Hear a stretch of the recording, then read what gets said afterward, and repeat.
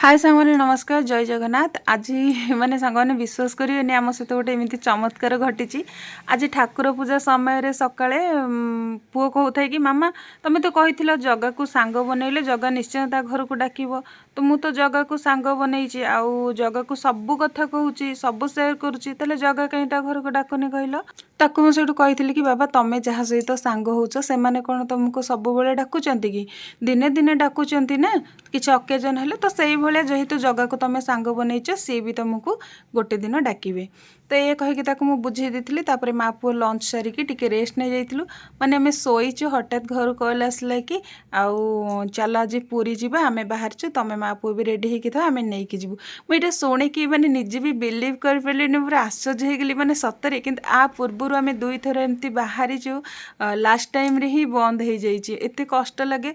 तापर मुझे शुणिकी पूरा आश्चर्य होगला डेरी न करी पूरा चटापट रेडी हो जाइली आउ पुओ को भी उठे देती से शोई ताकू जो मुझे कथा कहली से पूरा तो बहुत खुशी होगा कहले मामा सତରେ मत जगह डाकी मुझे कहली हाँ हाँ जगह डाकी ते।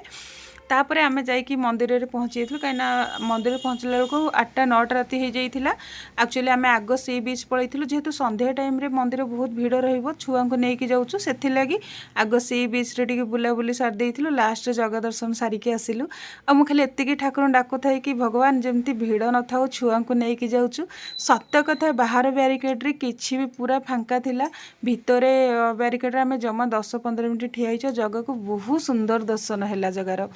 सतरे तार इच्छा ना किए बा ताको दर्शन कर जदि तार इच्छा नहीं सी क्या देखा करईदेवनी ता सहित।